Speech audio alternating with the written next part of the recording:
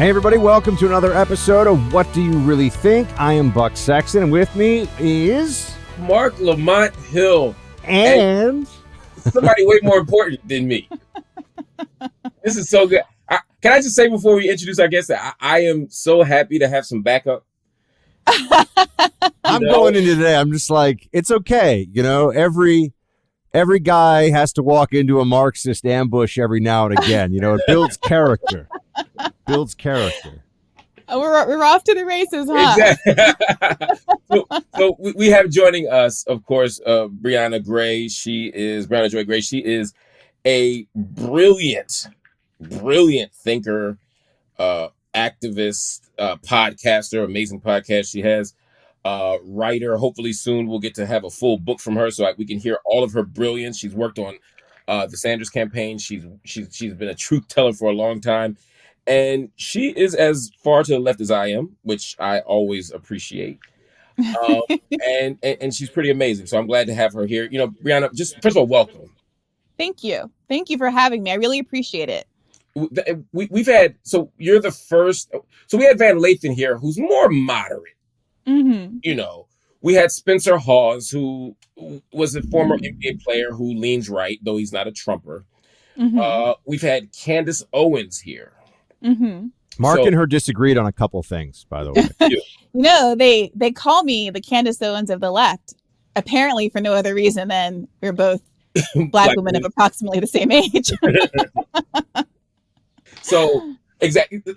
So now, people get to see just how unnuanced that analysis is, but also, I got some real help here. You know, Buck and I have a great time every week. Well, can I want to try to get the initiative here and Yes. just throw a rhetorical Molotov cocktail if I can into the mix, just to get things going. I don't want Brianna's giving us her time here. She's a special guest week. I don't want her to be bored at all. So I just want someone to explain to me, because this is all over. What's fun is Brianna, as you'll see, there's what pops up all over conservative media, and then there's what pops up all over what we call the corporate or leftist or Democrat aligned media. We call it that. I'm not sure that other folks necessarily. That's so funny because we call corporate media the right-wing media and centrist liberal media.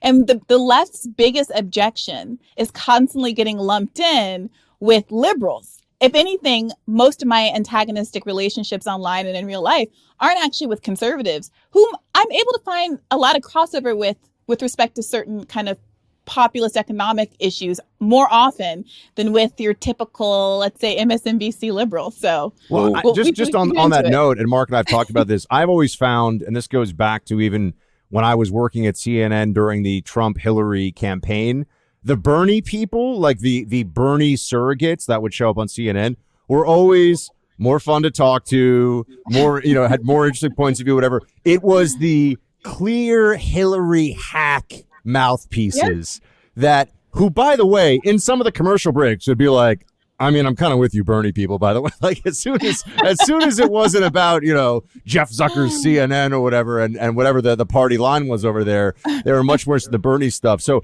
I find true leftists much more interesting to talk to than the sort of dogmatic talking points Democrats. That's good to hear. Although I would be curious, what would be examples then before I want to get into topics of the week too, which is what I was going to do. But Briahna, since you started this, and Mark obviously is going to have an idea of this too. What is true left-wing media then in America today? Like, what are examples of what you would consider leftist media? So there is no mainstream progressive media, I would say. You're not going to turn on the TV and see anyone who the left would describe as progressive. Now, there are people who describe themselves as progressives, and I would disagree with that self-description. but 10, 15 years ago, if you had asked me, I would have said, oh, yeah, MSNBC is like the left. These days, I wouldn't. It's unwatchable.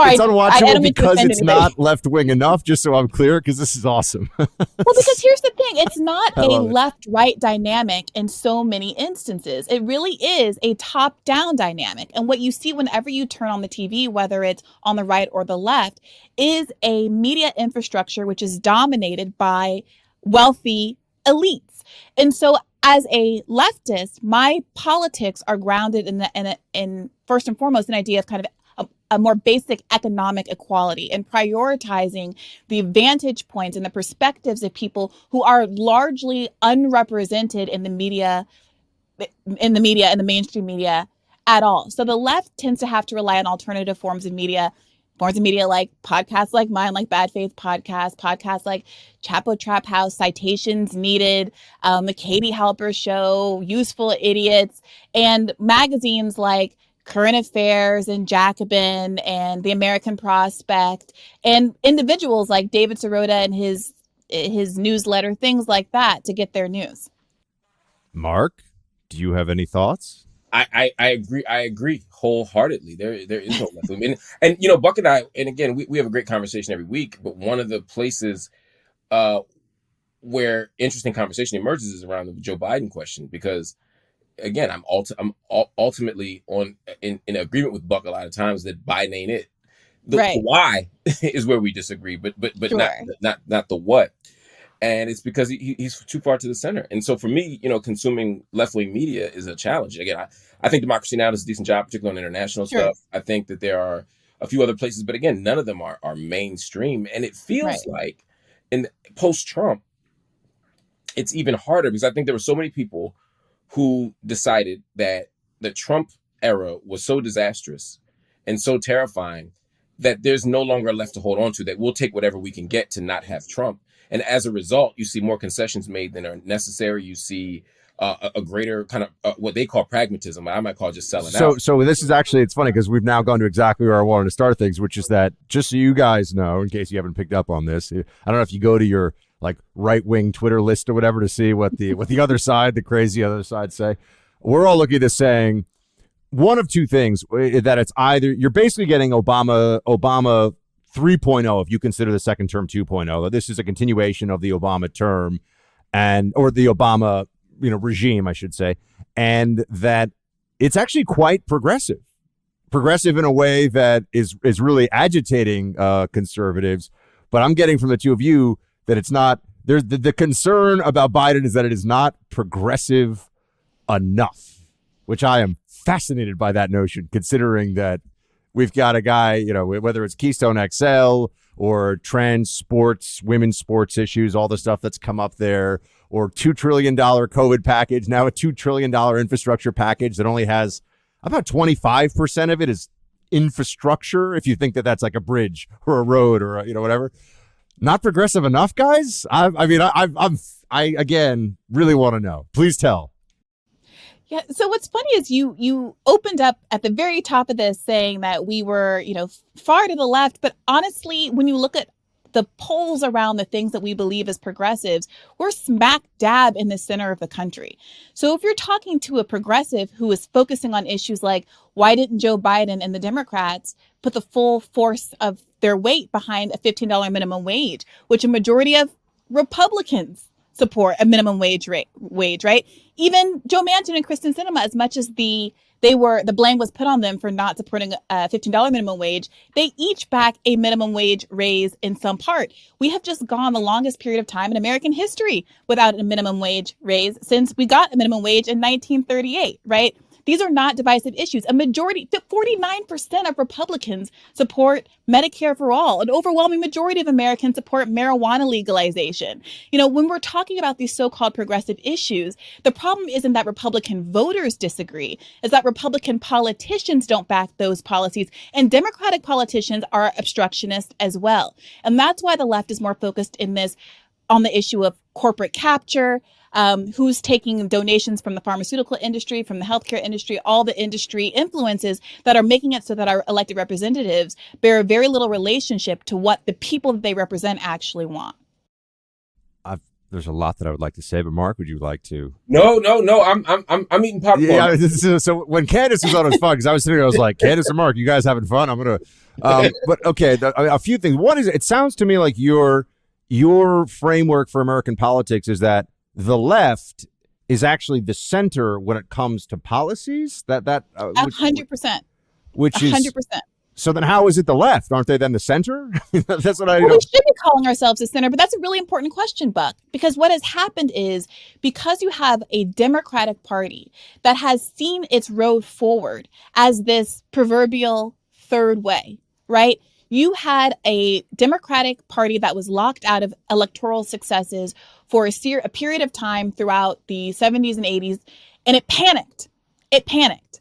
And what it decided was it was going to be able to get back into office and push back against Reagan and the culture wars by choosing this third way of neoliberalism and saying, okay, we're going to go ahead and get on the Republican bandwagon and take all this corporate money so that we can compete and put on these TV ads. You guys get most of the corporate money now, by the way. That's now well established. The federal government, the university system, and the corporations are basically now Democrat provinces. But keep going. You are not going to get an argument from me. We have an oligarchy. We have two corporate parties running this country, and you will not find me defending an oligarchic, corporately funded Democratic Party. Now, the point is that Democratic voters tend to be more vocal about supporting any number of progressive policies that tend toward a more progressive range. But the real fiction in this country is that there is a level of division that cuts through some of these really core, largely economically driven factors. And instead of talking about the fact that majorities of Americans agree that our healthcare system is broken and that we need not a health insurance program, but a health care system where we get free at point of service care like every other industrialized country in the world, that majorities of Americans agree on common sense gun control, that a majority of Americans agree on marijuana legalization, that a majority of Americans agree that we need a higher minimum wage. I believe a majority also believe in a $15 minimum wage.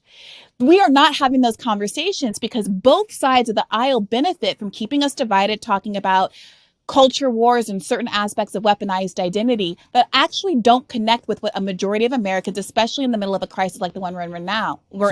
Yeah, I think a lot of and I know that you could point me to, and I've seen some of the polls that would support rather what you say, but on things like, for example, Medicare for all.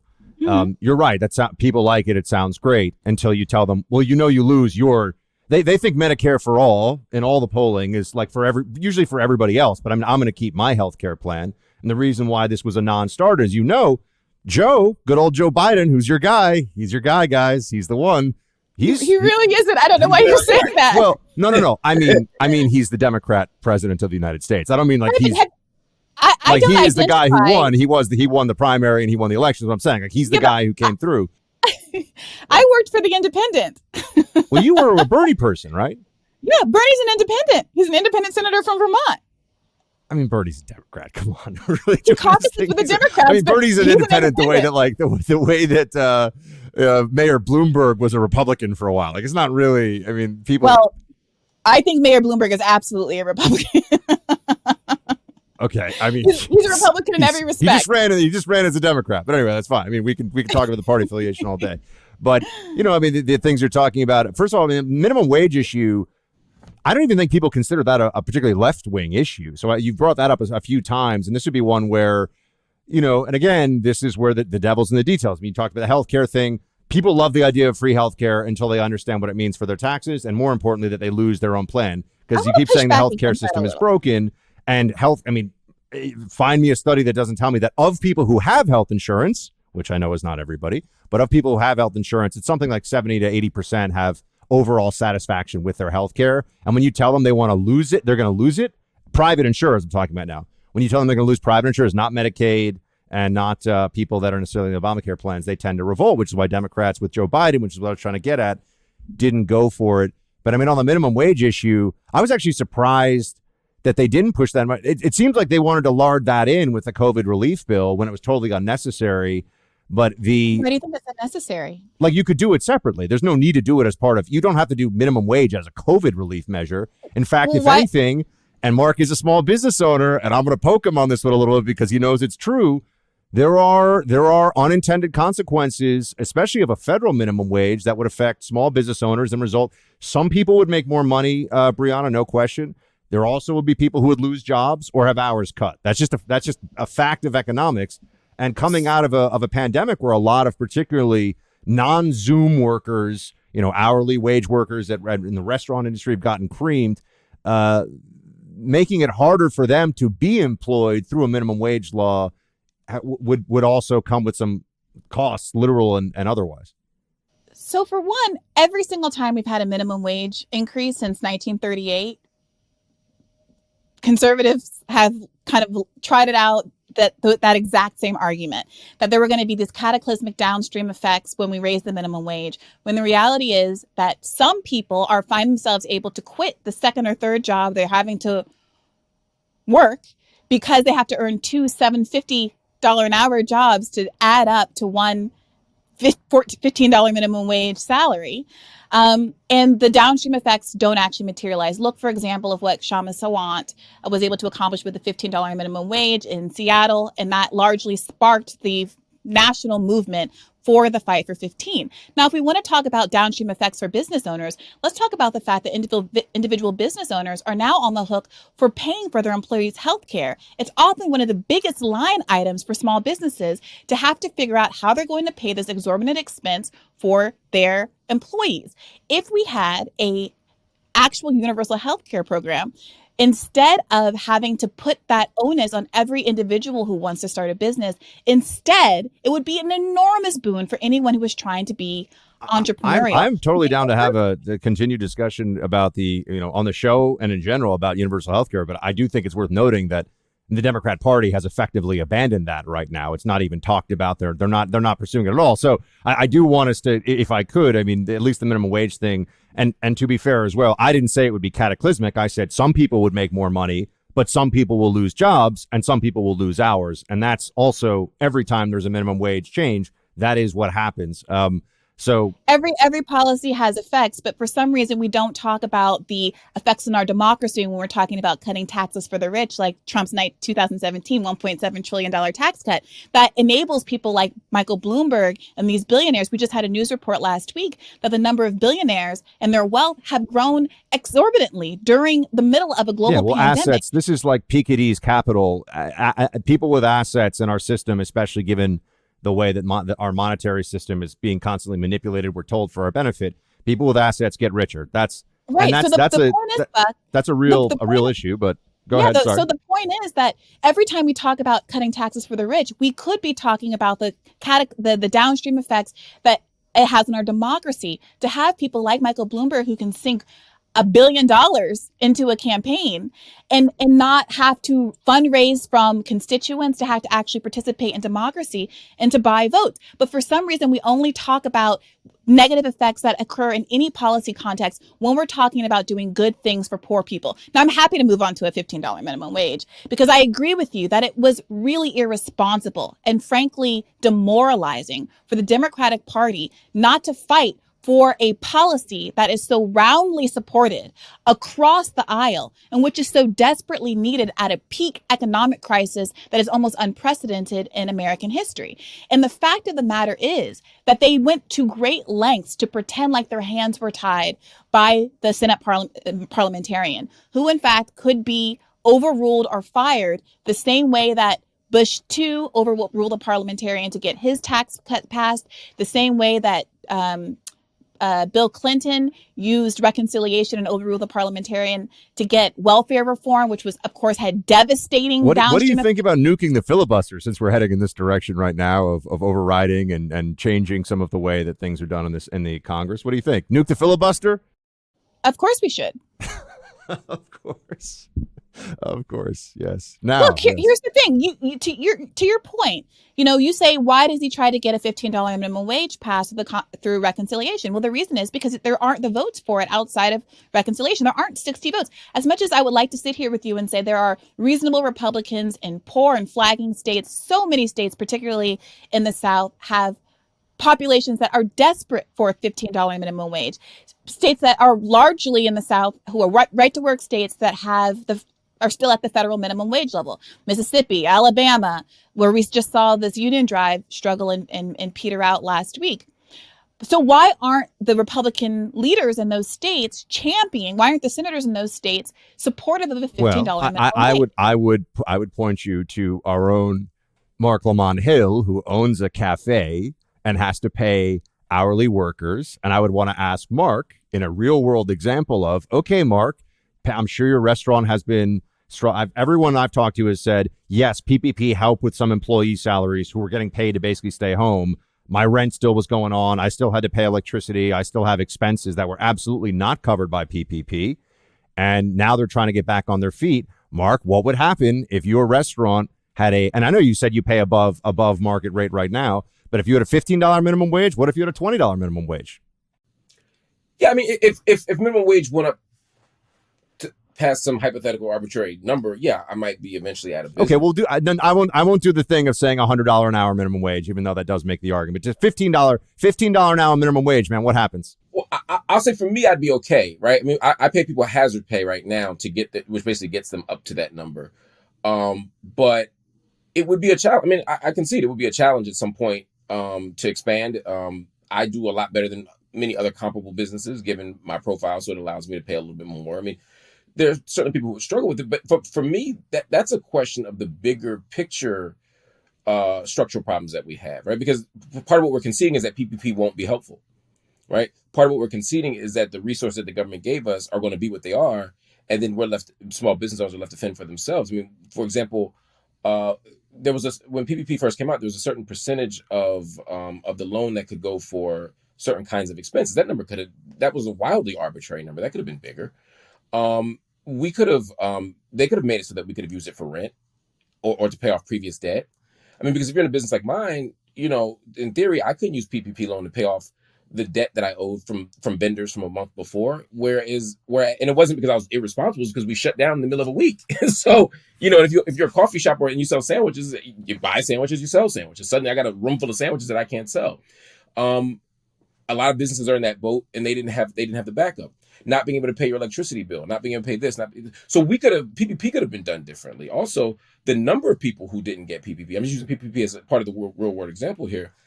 Think about who got PPP loans, think about who didn't, and think about the fact that so many mom and pops were denied those loans, but Shake Shack got it. I know they returned it, but the fact that Shake Shack got it, the fact that so many publicly traded companies, one of whom was developing an experimental drug for COVID. I mean, they were clearly on the way up, right? Got it, and so. Or technology related to COVID testing, rather. And so I'm saying that to say that, yeah, if in a vacuum, if you were to force every small business owner to raise minimum wage, there would be some problems. I don't disagree with that. But overall, I think workers would be better. And I wouldn't imagine a $15 minimum wage hike without some of these other interventions from the government that would enable us it just also, I mean, and I Mark, appreciate the real world perspective on running a business that actually has, a balance sheet that you have to work off of and profit and loss statements. I am also a small business owner. Oh, I didn't know that, Briahna. I'm sorry. What's your small business? I mean, I'm in the business. I'm in the business of Buck, which is like the most, jerk thing I've ever said. So I don't have any employees. Go ahead. My small business is my podcast. And we have an employee who is our producer, and we could have paid our producer a lot less than we are paying him. But we, basically we split by almost thirds because we value his product, and we decided ethically as a company that we wanted to live by our values. Well, since we're going to have this conversation, I will tell you, which I've never said before, even on radio, that I have a portion of my salary for my radio show goes to my producer every month, actually, just because I feel like he's worth more. So I route him money from my pocket into his because he's such a valuable part of the team. But I feel like it's funny. So we have a similar feeling on this, but I would just say, but that's a decision that I'm making because I'm a single guy without a family, without a mortgage, who can afford to better compensate an employee that I feel very strongly about.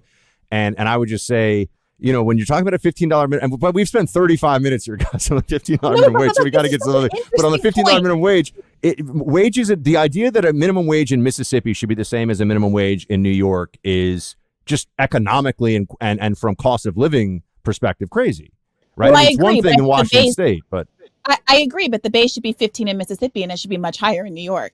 But Buck, it's a really interesting conversation that you just raised, because imagine, I think it's laudable that you are making this choice to supplement your producer's salary. But imagine how our salaries would be structured if the people who worked for businesses and provided the value through their labor for businesses were part owners of said businesses and were making decisions about how each of them were going to be paid based, yes, on their collective interest in the success of the business, but also the needs of the people who are working for the business. That's fundamentally why so-called Marxists are so invested in this idea of employee ownership. Because you're right, there are always these kind of competing factors. And so often this conversation is had as though it's like small business owners against employees. But to Mark's point, there are all these other structural factors that are making life worse for both of those groups. And the onus, most often, the point in the chain of the economy that's causing all of the stressors on the downstream actors are people at the very top who aren't being implicated in any of this at all, but are making structural choices about how our economy works that pits someone like Mark against his employee in these kinds of conversations, or you having to, out of the goodness of your heart, supplement your producer's salary instead of your producer actually having, let's say, an ownership stake, decision-making process, and how the proceeds of the podcast are distributed. There are employees who have ownership stakes, and I'm the founder of a media. I'm the founder of my own media company with some co-owners, and but that's a property value. That's a property rights issue. I mean, you actually to own a percentage of a company and to have a share in those profits specifically, and a share in, this is something that you'd have to determine how much of that does everybody get, and usually that's determined either by the structure of the bylaws of the company, or also if it's a publicly traded company by stock market ownership, right? So that's how that works. So we do have systems to do all this. So I don't really. I mean, I'm just trying to follow everything here. So now the idea would be to not nationalize all companies like corporations in America, but to employerize them, like so to make everyone who works for a company has an ownership stake of some kind in said company. Yes, that was part of Bernie Sanders' labor plan, by the way, which was probably the sexiest and most radical part of his policy that nobody really picked up on. It's like, what's the sports team? It's the Green Bay Packers is a publicly owned team. Have you ever heard of a food co-op? Yeah, I was gonna say this sounds almost like making everything into a food co-op. I gotta be honest with you though, food co-ops, from what I understand, it's very tough to get decision making sometimes out of them. Do you shop at Costco? I know Costco runs. I don't belong to Costco, no. So but I understand how Costco runs. But that's they're running a business. Costco. Yeah, look at what happens. They make money off of subscriptions. They're not like buddies with people. Yeah. But it's not about being buddies. I think that sometimes people talk about socialism as this kind of crunchy granola thing, but the reality is it's scary. It sends people into like camps. It's bad. Socialism heads to a scary, bad place. The people who are in camps all across the world, the overwhelming majority are there by fiat of capitalism. But if you want to talk about an example in America, in a red state where we have exactly what we're talking about, look at the sovereign wealth fund example that we get in Alaska. So in some Nordic countries, what they've done is Norway, basically I know they spread out the oil revenue. Sure. Exactly. And they do that in Alaska. And every Alaskan gets like a $500 or $1,000 check or whatever, depending on how much they pump out of the ground every month. And there is a decision that product should go to the collective benefit of the people who live in that state. Now, we could decide as a society that people who work, people who labor, who create the value of all of these companies, if you are a coal miner in West Virginia, sure, you might get paid more than working at a CVS in West Virginia. It's a dangerous job and they have to pay you a certain amount above market to induce you to get it. But they are only paying you as much as they have to do to induce you to get it, and not the actual value they're getting out of your labor. Who would determine the actual value? This is where we're getting. Now we're really getting some Leninist vibes here. I like this.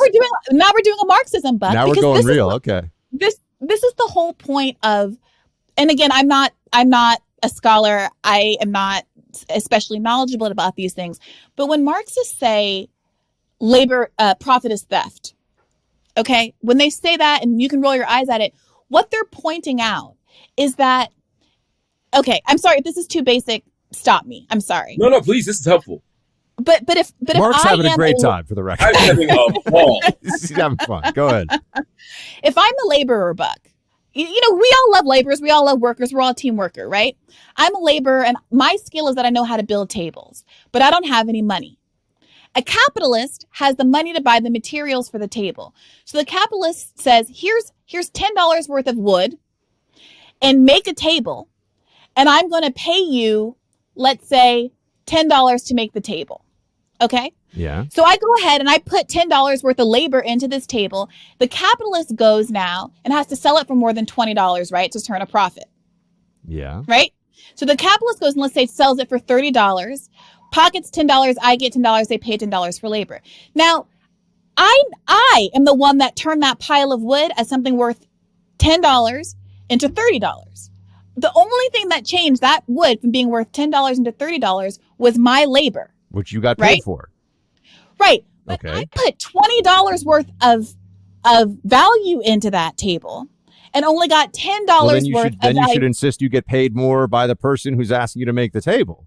And this is how markets work. The point of labor markets, and there's a whole long history of our transition from feudalism into capitalism and what happened when you unleashed all of these people from toiling on soil that had obligations to feudal lords. And we can't get into all of that right now. But you had, for the first time in history in Europe, a roaming population of people with no land, no capital, nothing except the ability to sell their labor. And when you have a bunch of poor people who the only thing they have to sell is their labor, they're going to get exploited because they will work and they will do anything for a crumb of food to put in their mouth to stay alive, regardless of what their actual value is. And so what socialists say is if you really value laborers should get the full value of the work that they put in. And the capitalist is only a middleman who is there that because probably of some bad acts in the past or inherited wealth or something that doesn't have any relationship to their value on the earth, they just happen to have the money in their pocket to buy wood.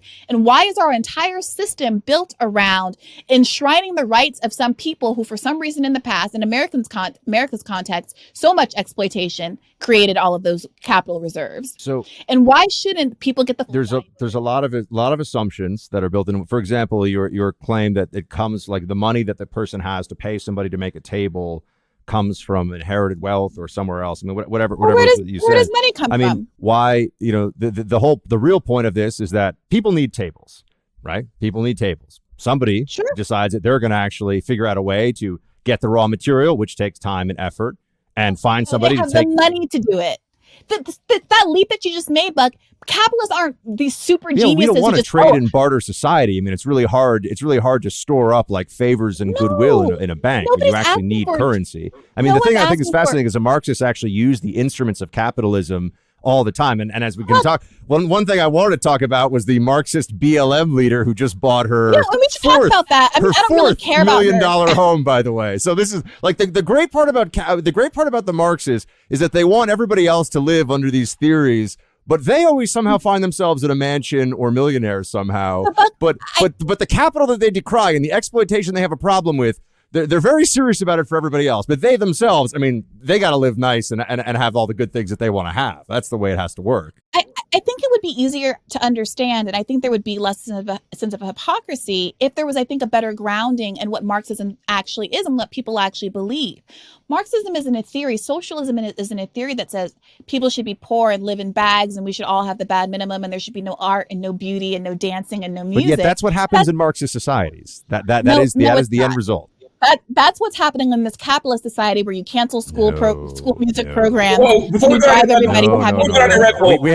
We have communist China, we have the Soviet Union, we have Venezuela, we have Cuba, we have all these fantastic examples. By the way, people who point to the Nordic countries don't know very much about the Nordic countries because they're actually quite free market. They just have high taxation and a large welfare state, but they're very free market based and very into innovation and have low taxation on corporations. And that's are you familiar with market capitalism? You're proving my point.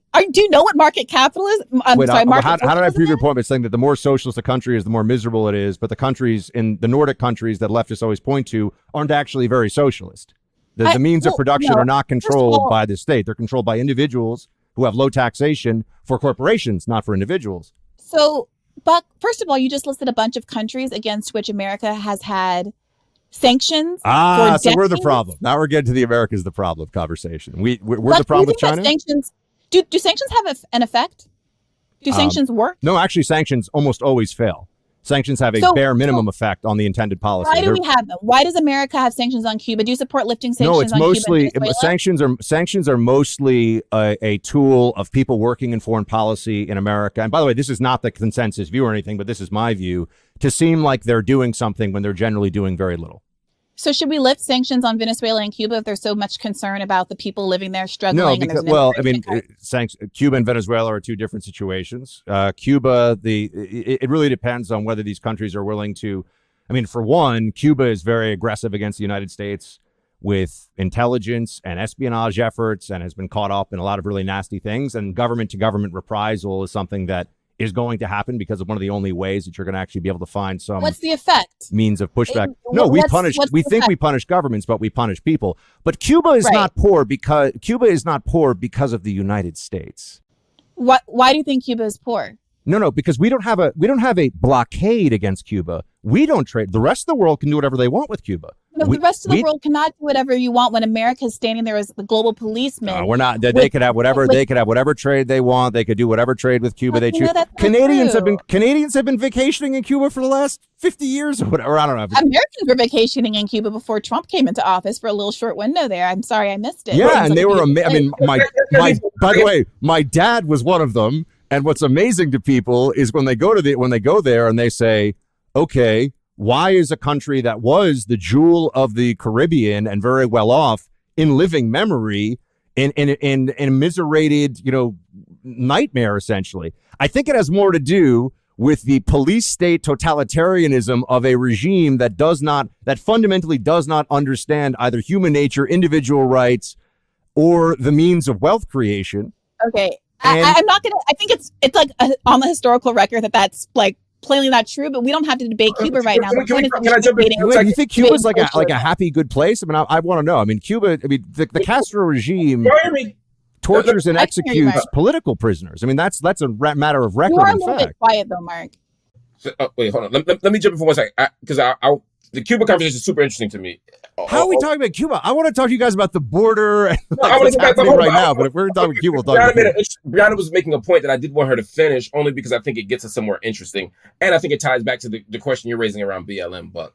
And that is, you were saying that that we have to sort of disrupt this premise that people who operate from a socialist perspective or Marxist logic believe that everyone should be poor. Also noteworthy that I don't mean to interrupt you, Mark. I'm sorry, but just one point to interject, and then I'll give you back the floor. But you guys use Marxist and socialist very interchangeably, which I think historically is actually fair. But I would just say that a lot of Americans who consider themselves socialists, they would Bernie Sanders would never call himself a Marxist in a million years. So I think it's very interesting that you two use that term. I don't know in that way. That's true, but I think it's also have you ever heard him say he was a Marxist in public, Briahna? Well, because what's the point when most people, to be honest, including arguably Buck, people in the context of this conversation don't really know what Marxism is.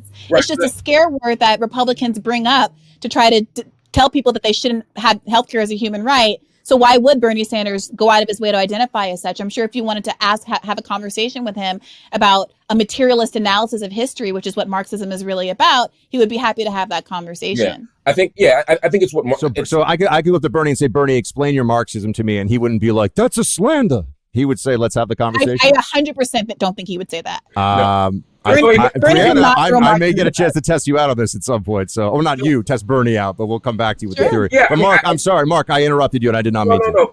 But on that strain, I think that is important. I mean, Marxism is a particular way of analyzing the world. It's a particular framework that we use to study the world, and it raises certain questions. But unfortunately, the word Marxism has now attached to all these other things. Think about all of the failures, by the way. And Briahna keeps suggesting that I know the history of Marxism very well when it comes to the Soviet Union and would actually go toe to toe with anybody you know on the left. But that's exactly the problem, Buck. Right? Is that so with Marxism? First of all, I mean, or even socialism, we take very particular regimes, very particular approaches to it, and we ignore all the ways that many of the successes, even within this nation state, are due to socialist approaches to socialist interventions. Conversely, we talk about capitalism as kind of the essence of liberty and freedom, and we ignore the way that capitalism has led to the underdevelopment of the entire global South. I mean, if you look at if you ask, does capitalism work, and you're standing in Times Square, you might say yeah. But if I'm standing on the continent of Africa, if I'm in Latin America, I'm going to say hell no, right? Because of the impact of it. And so that's an important conversation. But I wanted to take Briahna back to the point you were making, right? Which is that Marxists don't begin, or socialists, let's just say socialists for the moment. That socialism isn't premised on the fact that everybody will be poor or unhappy or devoid of joy, right? What is the premise? Because I think that's the thing that at least half of our audience, if not more, may not actually understand. Yeah. So as we're talking about it in this context, it's largely that we want the profit, the product of the workers' labor. Everyone who is working in America, who is earning a wage, we want them to get the benefit of the labor and the profits that are right now disproportionately, inordinately, and in a growing percentage going to a smaller and smaller percentage of Americans. So that 40, 50 years ago, the ratio between a CEO and a worker was like 30-1. And today it's closer to 300-1. And it's ballooned even in the context of a pandemic. And productivity has gone up. People are working harder and longer.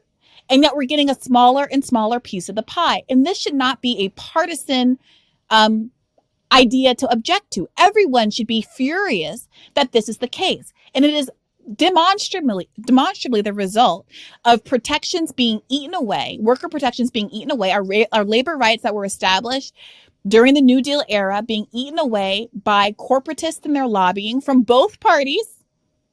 I have no interest in defending the extent to which Democrats, Uber and Lyft, and all of these Democrats who have very close ties to the Biden administration. Yeah, they're basically Democrat super PACs, by the way. I mean, that's how they operate in terms of the funds that they disperse to candidates. Look, I am not going to argue with you. I'm not arguing with you.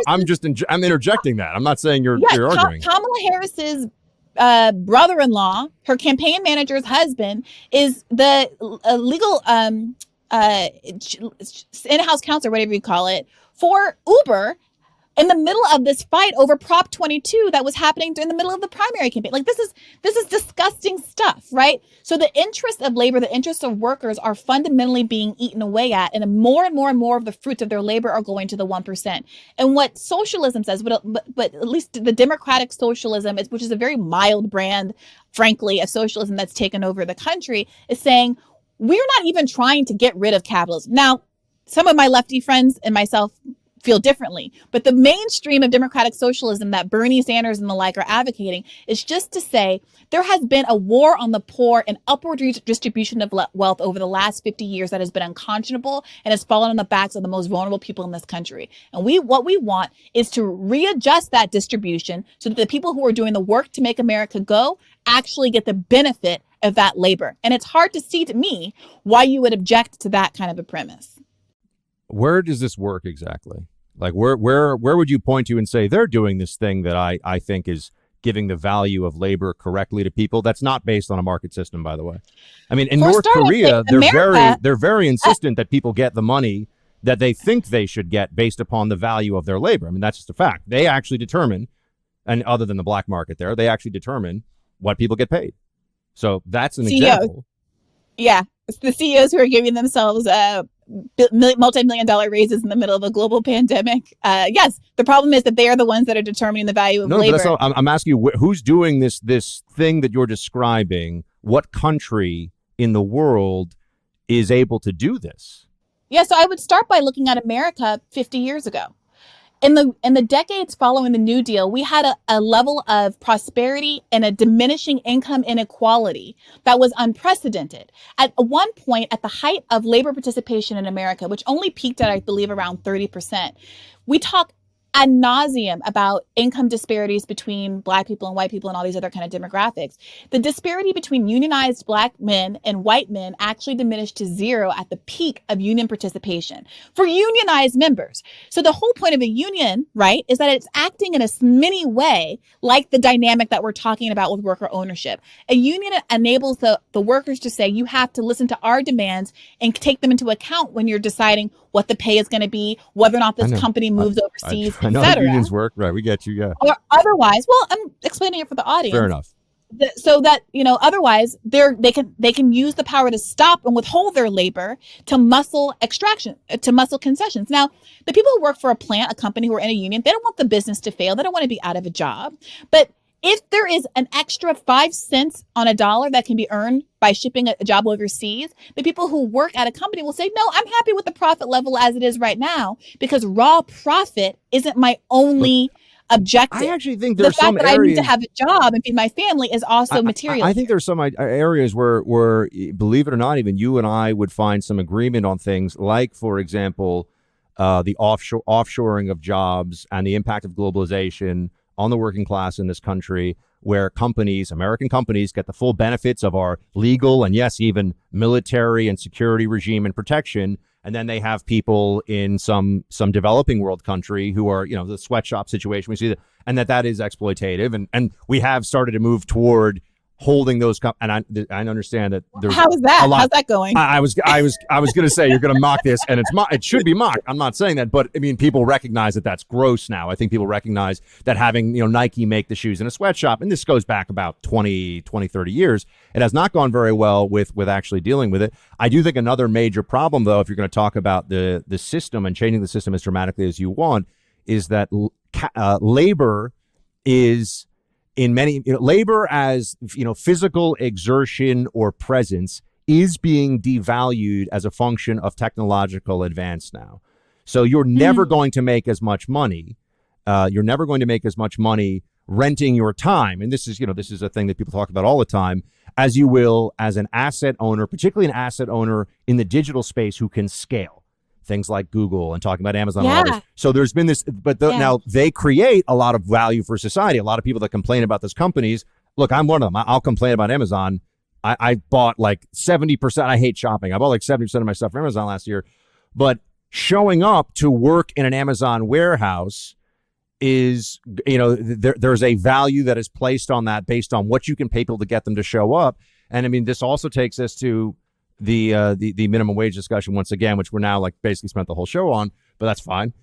Which is that now you're having more kiosks and robotics, and that's only going to increase, Briahna, as the government continues to push and say your value isn't what the market decides. Your value is what we say it is, because then we also do get to, okay, well, why not $50 an hour for everybody? And why not just have the government make up the shortfall? I mean, a lot of the theories the left is advancing right now, by the way, become much less It becomes much more apparent with the problems of modern monetary theory, for example, will be when the actual inflation kicks in, which I do believe people on both sides of the aisle are talking about now. Okay, so that's like four things. So I know, and we got like 2 minutes left, so you got no chance to actually rebut it. So first of all, I would like to say that yes, labor is being displaced by technology. The labor that persists should be paid its fair value, and the problem here is that I think that we really need to think hard about decoupling the idea of what labor is worth from what the market will bear, because the latter is always going to be fundamentally exploitative. Because people need, if you ask somebody how much you have cancer, is Mark how much will you pay for is Mark treatment? Exploiting his employees who show up and serve coffee to people by paying their health care benefits and paying them? But that's. Don't fight me. Like, just vibe with me for a second. Don't fight me. Vibing the whole time. I have it, but I first of all, I do want to bring Mark in because he's having he's way too chill over there. Every time I get to like a crucial point, I'm going to shut up and let you finish, but then I want to hear Mark answer my thing, okay? Can we please just stay with this example? Healthcare is such an important example because everyone can appreciate that if you had a loved one who was dying or if you yourself were sick, there was no amount of money that you wouldn't pay to keep them alive. So the idea that the value of a doctor's surgery should be contingent on what a person is willing to pay seems obviously cockamamie, right? We all understand that when people are desperate, when you have a food that you need to put in a child's mouth, healthcare costs, housing costs, that the idea that what the market will bear should be it's going to be fundamentally exploitative, right? And so a better way to assess what a value is to say, well, if I own this company with my 10 other employees, what will we pay ourselves so that the company can keep going, earn a profit, sustain itself, and also give us enough support? And you think there would be agreement? You think there would be agreement and efficiency in that mechanism of what would we pay ourselves, and we'll do this in good faith, not the market, but what we think is fair. Yes, I think that I have more confidence in workers who actually know what the job entails than some Walton's offspring who's never worked a day in their life, who is basically just a figurehead making these kind of decisions that affect millions of people's lives as America's number one or number two employer. I forget which non-government employer. Your second point about technology, though, I think is also a really important point, which is if we get to a point, if technology progresses and displaces a lot of jobs that people, frankly, often don't want to be doing, that doesn't necessarily have to have a dystopian, horrible outcome. I think as a society, if we can produce enough for all of us to survive and thrive, we need to start talking about what people should have as a human right to sustain themselves, regardless of whether or not they labor and toil.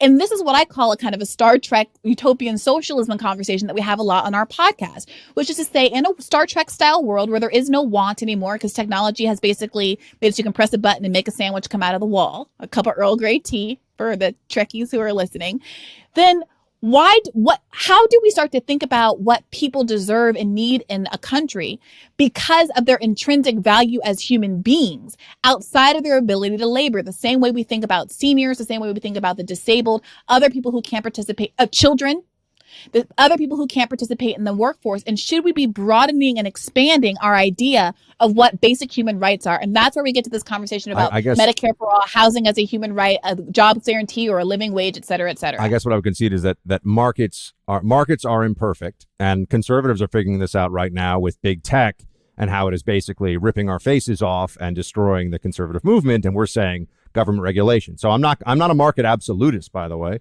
But then again, no Marxists are actually true Marxist absolutists in history. I don't know about, theoretically, but they all, whether we're talking about the new economic program, or we could talk about 5-year plans, or we could talk about Great Leap Forwards. There's dekulakization. There's a lot of things that Marxists did. Dekulakization obviously is terrible and killed millions of people that were supposed to be. And capitalists did the Holocaust. No, okay, whatever.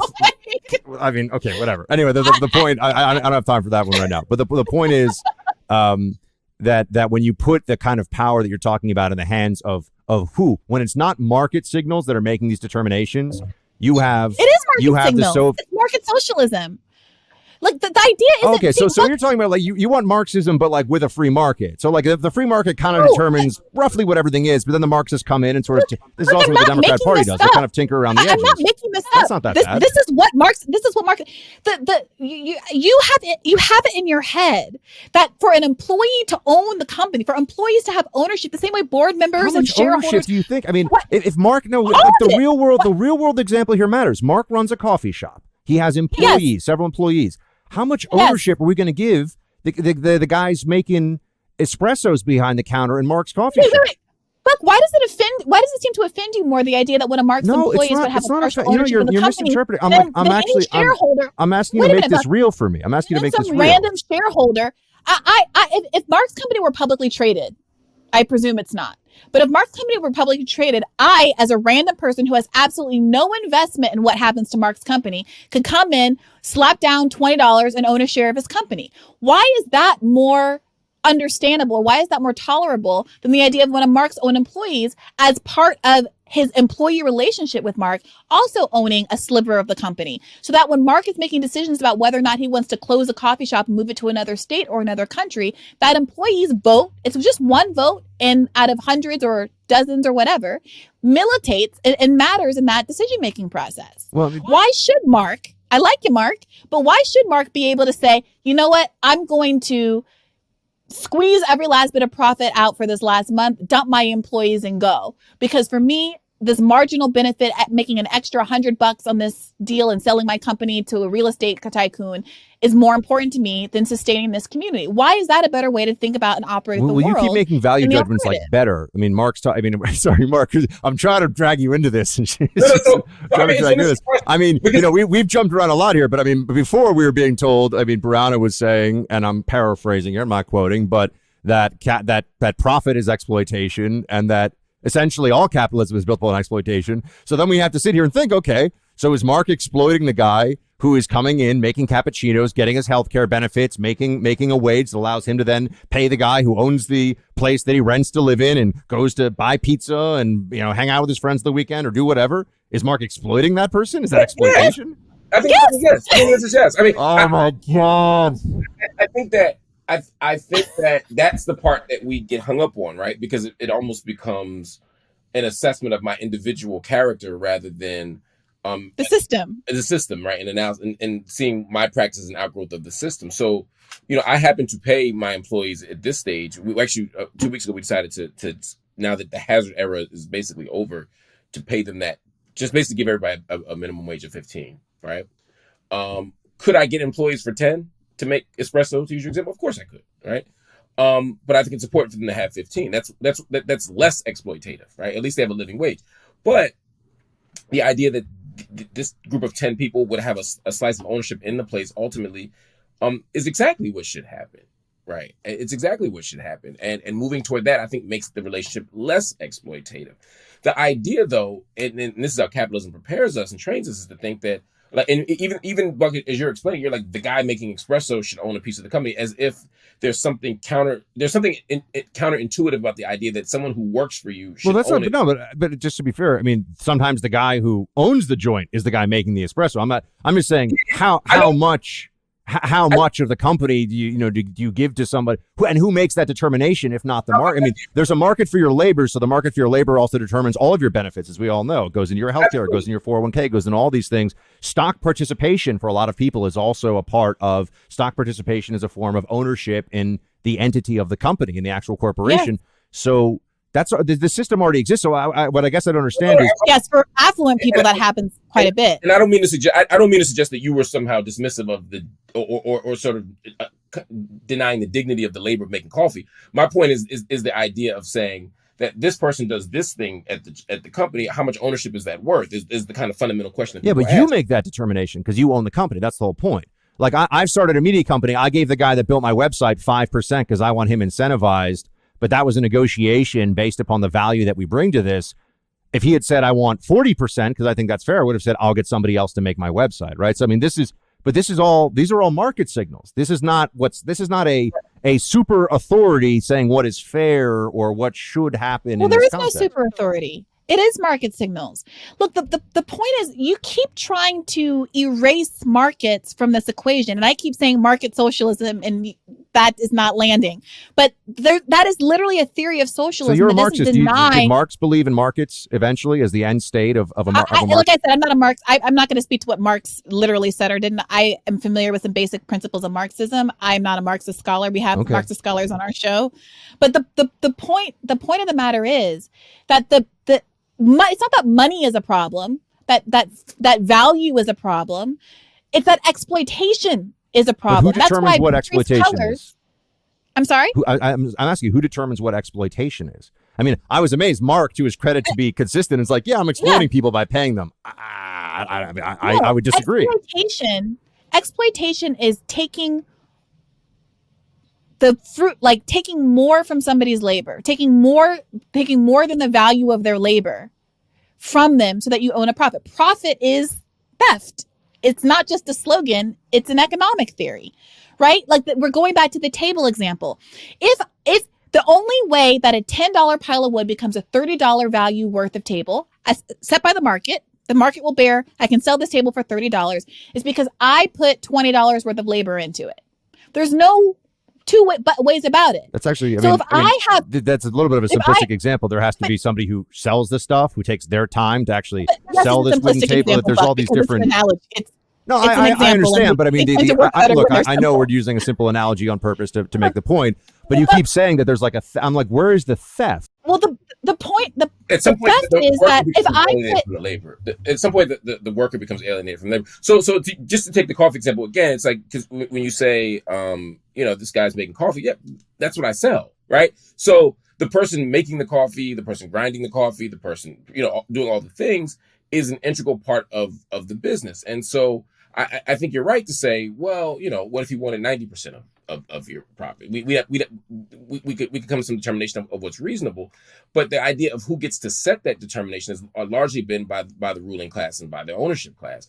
They have at no point in history with any level of consistency or distributed in ways that make the lives of workers bearable or livable. It purely becomes getting from people what we would call efficiency, which is essentially to say, how can we get the most out of these people for the least amount? Right. And that's exploitation. That's what makes it exploitative.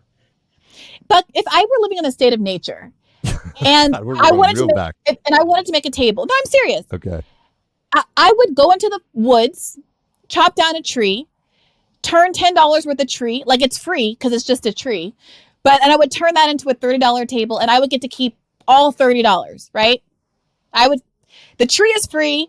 I'm just out here in the woods. There's no property ownership. I cut it down. Someone else wants a table and is willing to pay me $30 for it. That's how the world starts, right? We're all just running around in forest.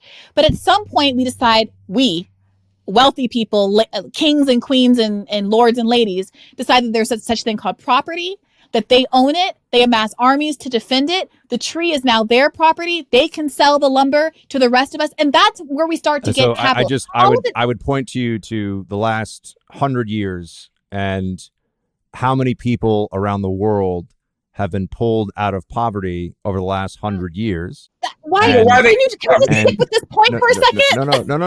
But I'm telling you this for a reason. I'm telling you this for a reason, and that is that the note you come from, and this is actually central to Marxism, and the class struggle therein, that everything has to be zero sum all the time. That's actually not true. Everyone in societies can actually get wealthier, not at the same pace, not at the same level, but it is actually possible for society. Right now, I have greater wealth that you could actually measure than somebody who lived in the 15th century in any country anywhere in the world. There's a reason for that, right? Yes, capitalism is better than feudalism. I will grant you that. Yeah, capitalism is absolutely better than feudalism.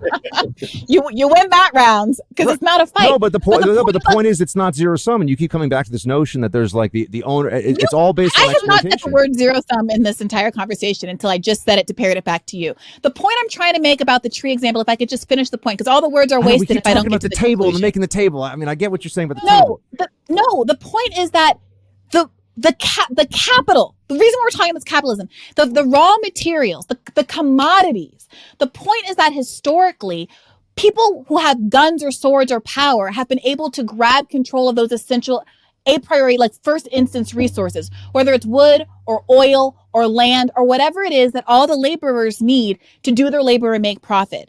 And that is why I'm not trying to say that all the capitalists are evil and they did something but evil, but really there is no way to have that value. That money had to come from somewhere. And it came from extractive colonial regimes. It came from the lords and ladies in England deciding that they could be lords and ladies because they happened to have enough people to fight and to defend armies and territories. All of this stuff started somewhere. And the Marxist materialist analysis looks at history and says, okay, why are we all assuming that capitalism is just a natural state of the world when the thing is only a few hundred years old to begin with? And if we evolved from feudalism to capitalism, could we evolve from capitalism to a system of economics that better distributes money to everyone instead of it being able to be captured by the people who happen to have enough raw brute force to own the forest or to own the land or to own the iron ore or whatever else it is? Because people who do own those things don't necessarily have a better idea of what to do to it. They're not smarter than anybody else. I understand. This ignores incentives, human nature, and the last 100 years or so of world history. But unfortunately, we actually are done. Like we're done with timing here, Briahna. So we're going to have you back to talk about the border, to talk about the infrastructure package, to talk about gun control, to talk about George Floyd. But Mark, what else? Your favorite TV show? What else? Would you get there? Talk about Star Trek. So that is my favorite TV show. Okay. What's your favorite TV show? Star Trek. Fair enough. Well, and thank you so much, Briahna. We appreciate you joining. Next, by the way, I'm having some right winger on here soon. Where Mark, you just I'm going to sit with popcorn and just because you got to hang out way too much. It was a pleasure. But I want to say that this is why life is absurd, right? So I've been cheering Briahna on this entire time, watching her debate you, and then she mentions her favorite TV show, and it's a nerd show, and you and Buck are so far apart on everything else. And then she says Star Trek. Live long and prosper. And Briahna, you don't know this, but I mock people who like things like Star Trek or what's the other stuff you like? Game of Thrones, all of that stuff. And so I thought we were simpatico. And then despite all this political sophistication, you still like oh my God. Wow. The only thing I know is that's the guy from Reading Rainbow. I have no other Star Trek reference. You know, I can't do this. But other than that, you're an amazing person, and Buck's right. We have to have you back because this is fun. And Buck is going to now the next step. This is like Democrat Republican kind of a thing here, where like so like he's going to now respond in kind with a brilliant right wing person and he's going to eat popcorn, as he said, while I debate them. It's going to be. I'm just going to get a fire breathing MAGA person on here. just let it happen. oh, I'm sorry, Mark. Trump is the greatest president of all time. And see how you like. I'm just gonna sit here and be like, yeah, I don't know. I mean, whatever. I mean, I think Trump actually kind of let me down on a lot of things. But anyway, all right, guys, we got to leave it there for right now. People, please do check out, subscribe if you're not already. If you're watching this, you probably do. We'll be back with you next week. Briahna, can we give you a plug for the podcast? I know you got a podcast. It's a great yes, podcast. Please. We have robust debates like these every day over at Bad Faith Podcast. If you are somebody who is confused about how the left differs from the liberals, and maybe you find yourself an accidental leftist, you can hear all the nitty-gritty details and the contours of that debate. You can subscribe at patreon.com/badfaithpodcast. Listen for free wherever you get your podcast, or watch us on YouTube. We put video clips of most episodes up bi-weekly. So right. Check us out. Check it out. Thank you, Briahna, for giving us your time, and thanks everybody for joining. And make sure you go to quakemedia.com/Mark and quakemedia.com/Buck to subscribe to the podcast and check us out. All right, everybody. Bye.